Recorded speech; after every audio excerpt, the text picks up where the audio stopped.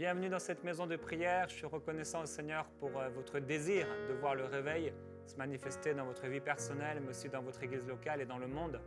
Que l'église puisse être assez réveillée pour travailler en faveur du salut des perdus. On n'a aucune puissance pour sauver les perdus, mais par contre on a la puissance de Dieu et cette puissance de Dieu a la capacité de sauver les perdus et de triompher des cœurs les plus durs. Pendant cette deuxième semaine, on s'est posé la question quand on peut s'attendre à un réveil et on a commencé à parler de quand on doit sentir le besoin d'un réveil spirituel. On a aussi parlé de l'importance d'un réveil dans de telles circonstances quand il y a certains éléments qui nous montrent que nous avons besoin d'un réveil. Et on a avant-hier parlé de quand on peut s'attendre à un réveil. Hier, on a fait une, entre guillemets, parenthèse sur l'importance de la parole de Dieu. Et je vais revenir un peu sur ce dont on avait parlé. Alors, Charles Finet dit on peut attendre un réveil quand les chrétiens ont un esprit de prière en faveur d'un réveil parce que leur cœur n'est occupé que de cela. Parfois, ils ne pensent pas à un réveil, même quand ils ont le plus d'ardeur dans la prière. Leur esprit est fixé sur un autre sujet. Ils prient peut-être pour le salut des païens, mais non pour un réveil dans leur localité. Mais quand ils sentent le besoin d'un réveil, ils prient pour l'obtenir. Ils prient pour leur famille, leurs voisins. Ils prient pour eux comme si Dieu ne pouvait leur refuser leur demande. Qu'est-ce qui constitue un esprit de prière? Est-ce que c'est beaucoup de prières et de paroles pleines de chaleur? Non. La prière est un état du cœur. L'esprit de prière est une anxiété de l'âme remplie d'un désir continuel du salut des pécheurs. C'est comme un homme d'affaires accablé par les soucis de son entreprise. Un chrétien qui a l'esprit de prière est anxieux pour les âmes. C'est l'objet constant de ses pensées. Je ne sais pas si vous avez déjà eu des problèmes, mais j'imagine que oui. Et quand il y a des gros problèmes, c'est vrai qu'on peut être facilement, rapidement enveloppé, immergé de ses pensées. Et certaines personnes n'arrivent pas à triompher. Et en fait, ces pensées deviennent une obsession. Ils y pensent constamment. Et c'est ce qui se fait aussi avec l'esprit de prière. Il y pense pendant le jour et il en rêve la nuit. Voilà ce que c'est que de prier sans cesse. Ces prières semblent découler de son cœur. Ô Seigneur, fais revivre ton œuvre. Quelquefois, ce sentiment est extrêmement profond. On a vu des personnes tellement courbées sous ce poids qu'elles ne pouvaient être ni debout ni assises. Je pourrais nommer des hommes forts et vigoureux, accablés de douleur en voyant l'état des méchants.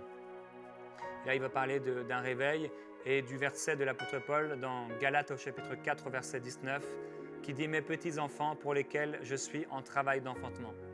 Il continue, j'ai entendu parler d'une personne qui priait instamment pour les pécheurs et qui tomba dans un tel état d'âme qu'elle ne pouvait vivre sans prière. Elle ne pouvait trouver de repos ni jour ni nuit que lorsqu'elle priait ou que lorsque quelqu'un priait. Alors elle était tranquille, mais si l'on cessait, elle était de nouveau en agonie jusqu'à ce qu'on recommence à prier et cet état dura 2 jours, ça veut dire 48 heures. Elle remporta alors la victoire et son âme fut soulagée. Ce travail de l'âme est une profonde agonie quand elle lutte avec Dieu en vue d'une bénédiction et qu'elle ne veut pas le laisser aller avant de l'avoir reçu. Je ne prétends point affirmer qu'il n'y ait vraiment un esprit de prière que là où se trouve une pareille détresse, mais seulement que ce souci profond, continuel et ardent de l'âme pour le salut des pécheurs constitue l'esprit de prière en faveur d'un réveil. Et peut-être certains d'entre vous, vous avez commencé à expérimenter ceci. Vous ressentez cet esprit de prière, vous sentez comme parfois accablé par un esprit de prière, par un désir de voir les gens être sauvés, de voir le réveil se manifester. Et ça commence, vous y pensez matin, vous y pensez la nuit, vous y pensez pendant la journée et sans cesse. Et c'est ce qui s'appelle l'esprit de prière. L'esprit de prière provient de Dieu, on doit s'y soumettre et on doit simplement être ouvert, être obéissant aux intentions de l'Esprit. La Bible dit que Dieu connaît quelle est l'intention de l'Esprit et c'est selon l'Esprit qu'il intercède en faveur des saints et le Saint-Esprit veut prier à travers nous. Le Saint-Esprit veut prier à travers nous. Et encore tout dernièrement, une amie me partageait comment le Saint-Esprit l'avait inspiré à prier pour telle personne. Et ça vous est certainement arrivé, vous ressentez, vous pensez à quelqu'un et c'est le Saint-Esprit qui vous inspire à prier pour cette personne et c'est important de pouvoir l'écouter. Quand ce sentiment existe dans une église, donc cet esprit de prière, on peut compter qu'il y aura un réveil, à moins que le Saint-Esprit n'en soit chassé par quelque interdit. Des interdits qui bloquent le réveil, c'est parfois des ministères, c'est parfois des croyants. Parfois, certains ministères ont peur du réveil. Ils ont peur parce que le réveil, ça secoue. Le réveil aussi, ça va révéler des péchés. Le réveil, ça va bouleverser une organisation humaine. Certaines personnes ont peur du réveil parce que le réveil, c'est plus mon église, c'est plus son église. Ça devient l'église de Dieu. Alors ce n'est plus mes brebis, ce n'est plus ses brebis, c'est les brebis du Seigneur. Le réveil vient enlever les murs, le réveil vient enlever les organisations humaines. Le réveil vient nous amener dans une dimension de liberté, dans une dimension où nous ne contrôlons plus, de dépendance en Dieu. Nous dépendons de Dieu et Dieu prend maintenant le contrôle. Ce n'est pas le fait que de diriger l'Église qui soit mauvais, non. On peut avec le Saint-Esprit amener l'Église quelque part dans une certaine direction. Bien sûr, c'est ce que Moïse a pu faire par exemple, ce que les apôtres faisaient. Ils équipaient les saints, ils les perfectionnaient, etc. Mais il y a des fois où le ministère prend le contrôle et ça c'est mauvais. Et Dieu veut diriger son Église. C'est lui qui la dirige. Il peut la diriger à travers des hommes, mais il faut qu'il garde la direction de l'Église. Et ça, c'est tellement important. Et quand le réveil arrive, certains ministères ont peur parce qu'il se passe quelque chose de nouveau. Cela vient confronter certaines choses dans leur vie, certaines pensées, certaines choses qu'ils avaient crues et qui étaient fausses. Et là, ils ont besoin d'humilité. Et certaines personnes, certains ministères ne veulent pas s'humilier devant leur peuple et dire « je me suis trompé sur cela ». C'est ce qui peut arriver, par exemple, lorsque un réveil commence à arriver dans une église et que les gens commencent à s'être remplis du Saint-Esprit et le pasteur a toujours prêché contre le baptême du Saint-Esprit. Tout à coup, il est devant une réalité. Soit il va s'humilier devant son peuple et devant Dieu en disant « Pardonne-moi Seigneur et pardonnez-moi mon peuple, pardonnez-moi en tout cas, peuple de Dieu, et je me repens de cela, je me suis trompé. » Et là, il va entrer, il va pouvoir poursuivre dans le réveil, ou soit effectivement ça deviendra un interdit. À ce moment-là, il va interdire au Saint-Esprit d'agir et Dieu n'ira pas plus loin que la volonté de son serviteur, très souvent. Et c'est de cet interdit-là, entre autres, ça peut être un interdit parmi d'autres qu'on peut retrouver dans certaines églises quand Dieu veut envoyer un mouvement. Cette espèce de détresse augmente jusqu'à ce que le réveil commence. Un pasteur m'a raconté les détails d'un réveil qui eut lieu dans son église et qui commença par l'influence d'une femme dévouée à la cause de Dieu. Cette sœur était en travail pour la conversion des pécheurs, priant instamment pour eux. On travaille plus de 40 heures par semaine pour certains, peut-être certaines personnes c'est 35 heures pour arriver à obtenir un salaire. Et ce qui devrait nous animer, ce n'est pas ce salaire, mais c'est d'accomplir la volonté de Dieu. On peut accomplir la volonté de Dieu dans notre travail, quel qu'il soit, si nous sommes à la bonne place, au bon endroit. Ici, il y a des gens qui travaillent pour les perdus.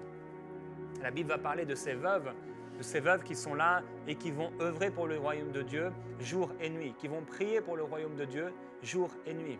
Il y a cette femme de Dieu qui était là, Élisabeth, qui était là dans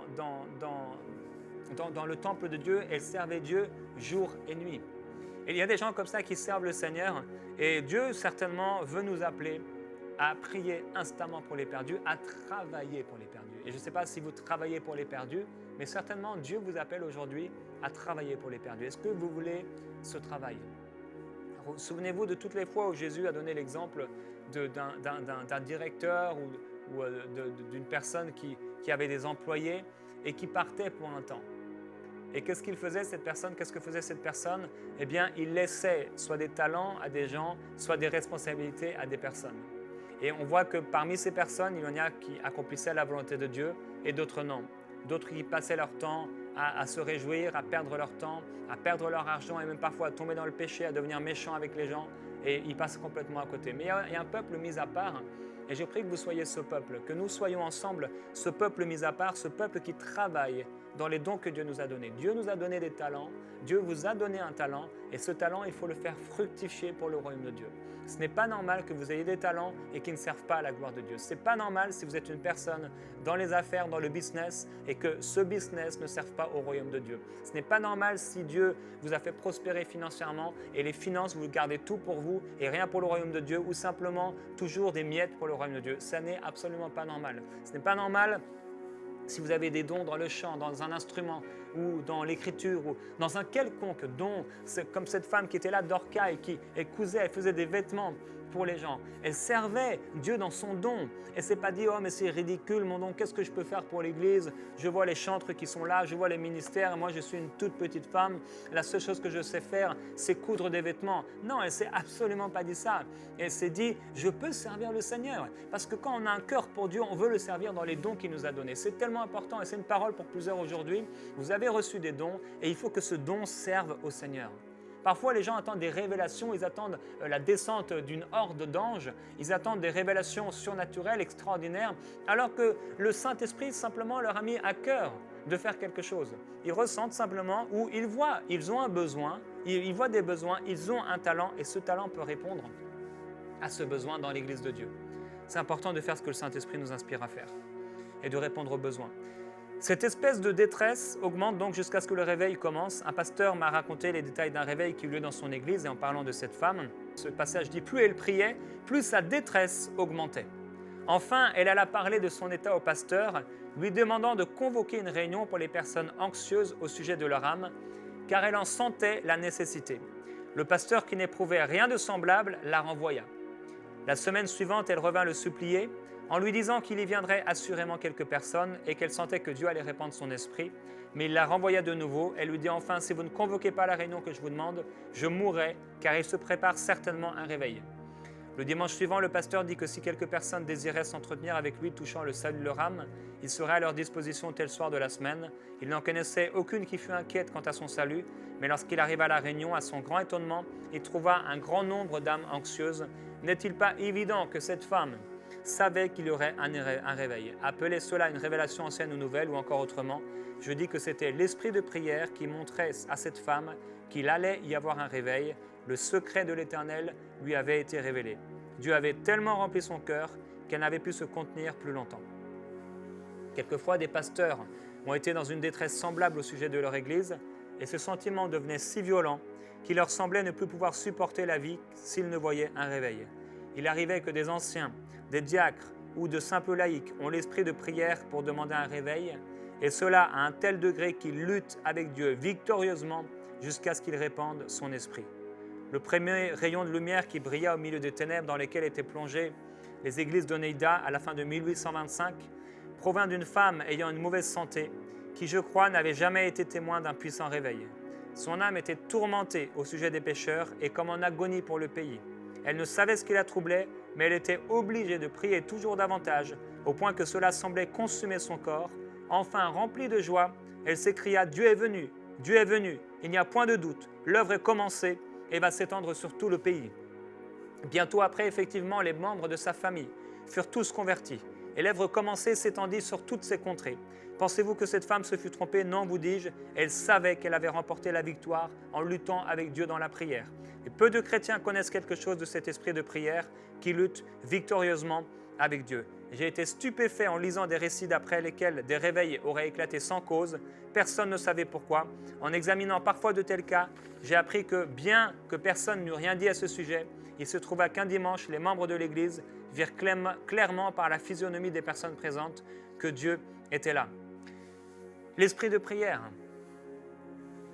Et je veux vous encourager à prier aussi pour ces intercesseurs qui se lèvent dans la francophonie, des gens qui prient. Si vous connaissez des gens qui sont en agonie, qui commencent à être revêtus de cet esprit de prière, priez pour eux.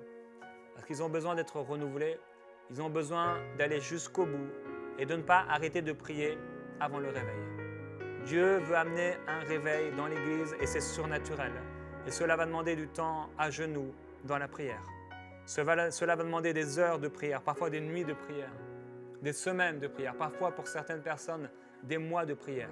Mais si nous sommes persévérants, si vous êtes persévérants dans cet esprit de prière, il est clair et évident que le réveil viendra. Le réveil, nous voulons le voir.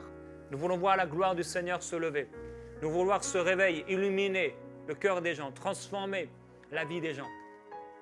On veut voir la gloire de Dieu. On veut que le Saint-Esprit puisse se manifester librement au milieu de nous.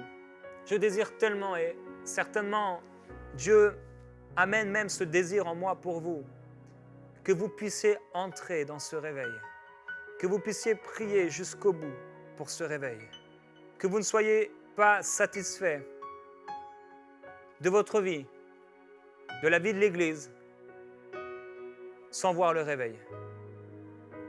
Ce mois de prière pour le réveil, ça va susciter chez beaucoup de personnes un désir ardent, de profondes émotions, de profonds désirs, de profondes motivations qui vont naître, jusqu'à ce que le réveil se manifeste. Jusqu'à ce que le réveil puisse pleinement se manifester. Dieu veut régner dans votre vie personnelle. Dieu veut se glorifier à travers vous. Dieu veut transformer les nations. Dieu veut transformer votre ville. Dieu veut transformer les églises. Il veut glorifier son nom.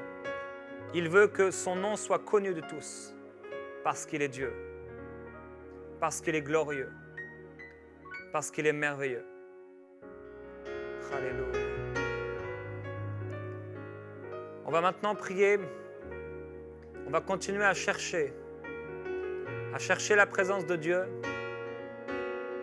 Que le réveil se manifeste au milieu de nous. Il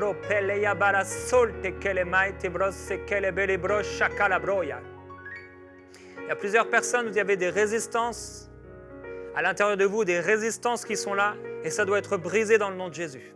D'autres personnes, vous avez des oppressions qui vous empêchent de prier, et ça doit être brisé dans le nom de Jésus. Je viens prendre autorité au nom de Jésus contre ces résistances, contre toutes ces formes d'oppression, contre des esprits impurs. Il y a une personne qui m'a écrit, tu as des esprits impurs, tu as des esprits qui amènent toutes sortes de problèmes dans ta vie depuis tellement longtemps, depuis que tu as été mis en contact avec un faux serviteur de Dieu, et je prends autorité au nom de Jésus-Christ contre ces esprits impurs. Je leur rappelle leur défaite et la défaite satanique qui s'est manifestée à la croix du Calvaire. Je déclare au nom de Jésus qu'ils sont maintenant rendus impuissants, et je vous ordonne de quitter cette personne maintenant. Au nom de Jésus, vous lâchez cette personne. Vous quittez ce corps maintenant. Au nom de Jésus-Christ, je déclare que vous êtes libres. Vous, madame, vous, monsieur, vous êtes libre dans le nom de Jésus. Entièrement libre, de la tête aux pieds, plus d'oppression, plus d'obsession, pas de possession, dans le nom de Jésus. Vous êtes libre pour lui. Alléluia, pour entrer dans ce que Dieu a prévu pour vous. Alléluia.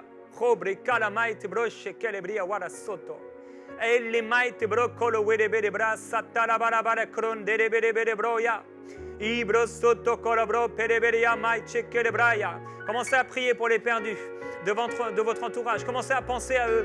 Commencez à prier pour le réveil. Que le réveil éclate. Ici que bébé branda la barre crochette de beria. Indi coloboro somba bakari beriwasto le benda la corridori ebreche calabro. Robrem by brosso coloboro broya. Envoie ta gloire, Jésus-Christ. Manifeste ta puissance. Cruste le bai te bana mai bro pe bebe braya. Isti baba babro che le beia. Kiri baramai ti bro koroya bro.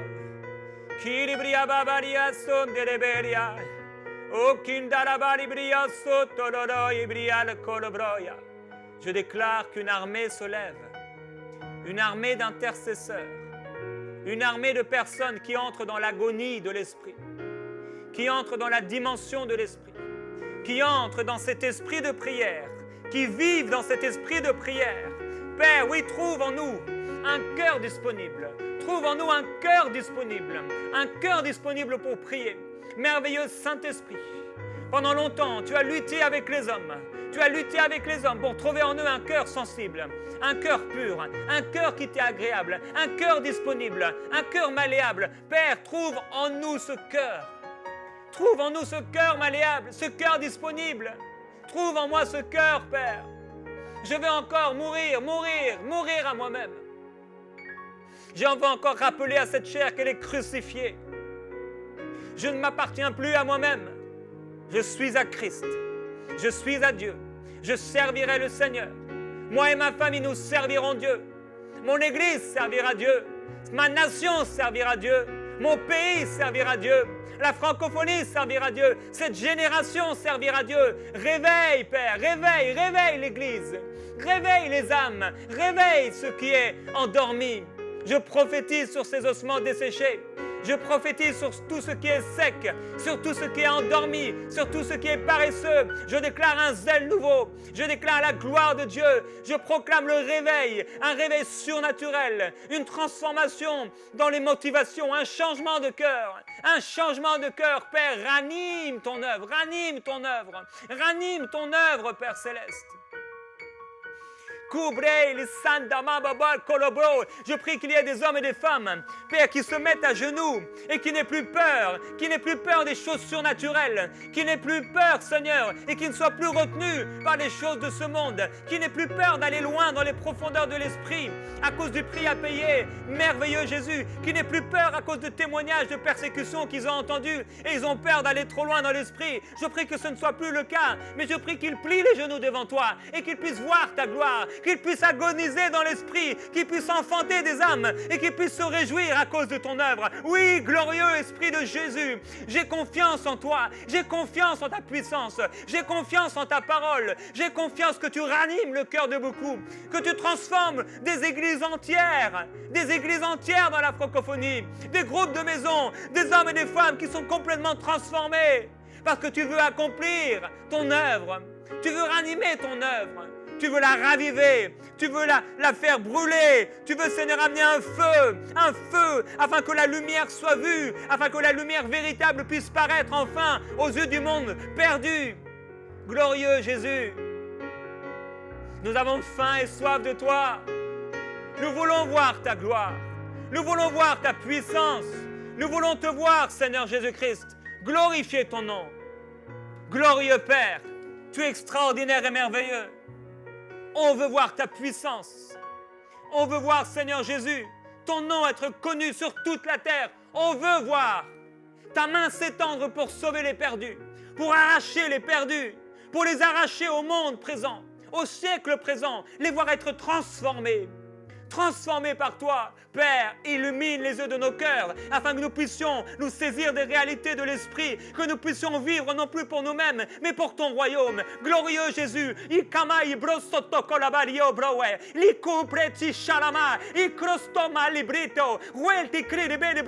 l'Église arrête de vivre dans la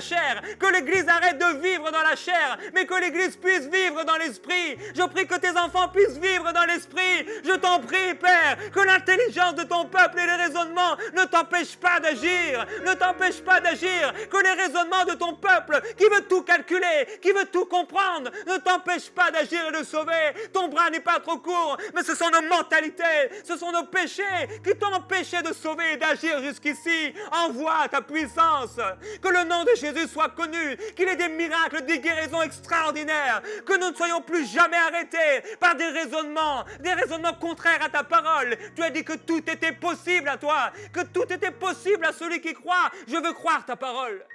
Je veux marcher selon ta parole. Que l'Église marche selon ta parole. Qu'elle agisse selon ta parole. Qu'elle vive selon ta parole. Merveilleux Jésus, transforme l'Église. Que l'éclat de ton Église puisse se refléter dans le monde. Que l'éclat de ta gloire puisse se refléter dans l'Église et dans le monde. On veut te voir, Seigneur. On veut te voir. On veut te goûter. On veut non seulement goûter, mais manger. On veut non seulement manger, mais être rassasié de toi. Et nourrir les affamés. Nourrir les perdus. On veut guérir tous les handicapés, tous les malades, tous ceux qui vivent dans l'oppression, ceux qui sont pris avec des mauvais esprits, qu'ils soient libres, que ta gloire se manifeste, que le réveil vienne.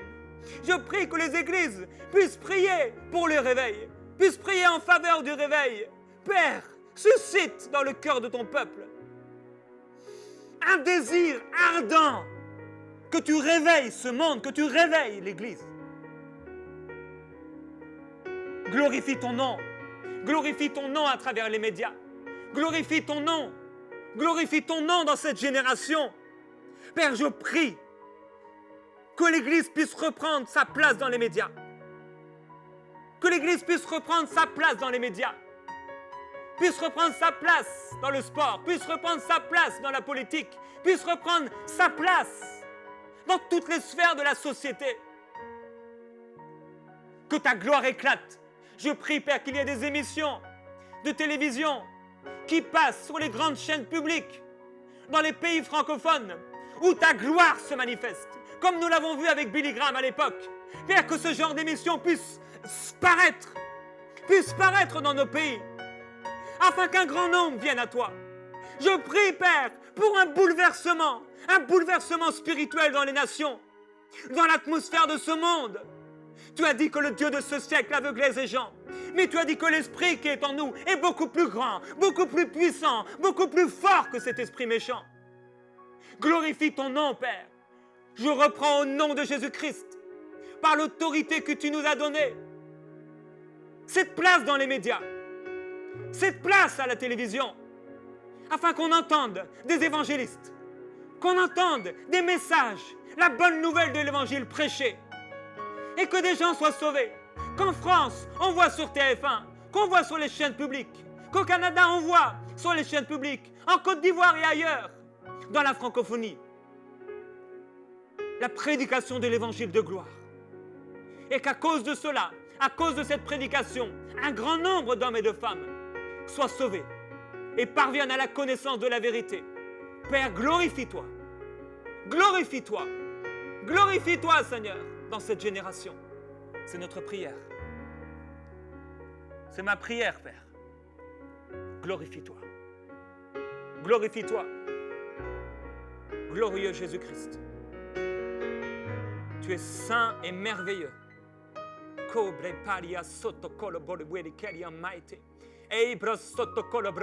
À celui qui marche avec toi, tu assures protection, bénédiction, bonté, joie, paix. À celui qui marche avec toi, il ne manque de rien. Il n'a peur de rien. Il ne craint pas. À celui qui marche avec toi, tu assures une vie réussie. Je te glorifie. Je te glorifie, Seigneur. Je prie que vous puissiez marcher avec Dieu tous les jours de votre vie et que vous puissiez entrer dans ce réveil que Dieu envoie, car Dieu envoie ce réveil. Il envoie ce réveil. Et c'est maintenant votre choix et votre décision d'entrer dans ce réveil. On va continuer la semaine prochaine à prier pour le réveil et en faveur du réveil. Et à bientôt dans Prière Inspirée. Envoyez-nous vos sujets de prière à prière@enseigne-moi.com.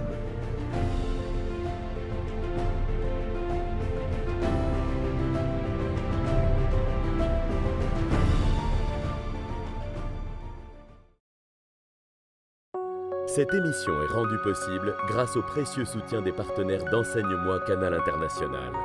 Retrouvez tous nos programmes sur enseigne-moi.com.